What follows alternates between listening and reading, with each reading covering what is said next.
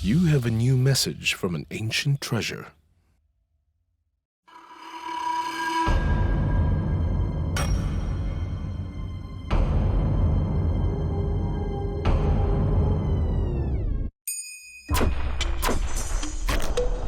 This is the earliest Chinese character for king. It looks like a battle axe, a symbol of military command, which the imperial power counts on. And that's what the character comes from. These carvings, known as oracle bone inscriptions, date from the late Shang dynasty. The inscriptions on these bones describe the Shang king's hunting expedition, and the character of king is the most frequently used one on the oracle bones. On the 19th day, the king went hunting at the foot of Mount Maishan and killed a wild bull. This is a rare oracle bone inlaid with turquoise. At the time of the Shang dynasty, hunting served a dual purpose as both martial exercise and ritual. The king was evidently delighted at killing such a large, aggressive prey. To celebrate, he had one of the bull's rib bones carved and inlaid with turquoise.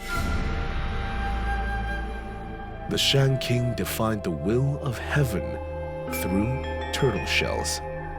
The turtle shells record sacrifices, harvests, disease, and birth. A crack indicates the will of the gods.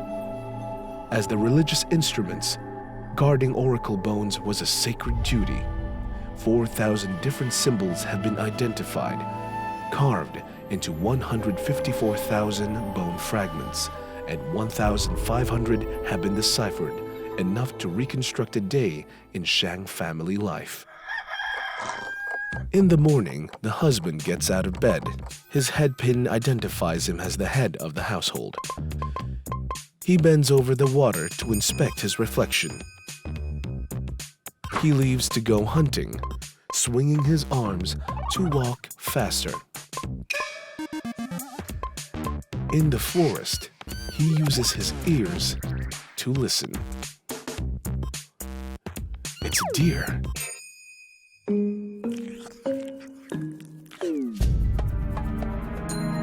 He shoots an arrow, and it hits his prey. By now, there is a half moon in the sky. He returns home when his wife has cooked dinner in a three-legged cauldron called a ding. By combining observation and their imagination, the Shang people created symbols describing what they saw, did, and felt. Carved into the turtle shells and bones, they were the earliest form of words. The character for field is a representative of pictograms, which are self-explanatory.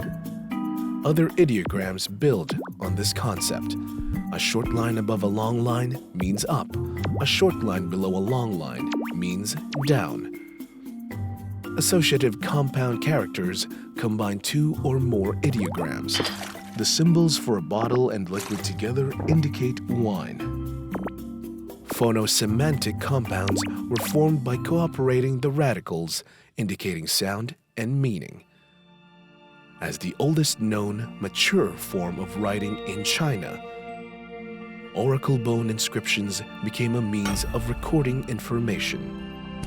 Through these simple characters, emotions, knowledge, thoughts, and experiences were passed from the individual to the group and have been handed down from one generation to the next. They reflect how Chinese culture has developed. The strokes that Chinese people draw today were once carved into bones. Now they are inscribed down their hearts. You have more new messages waiting.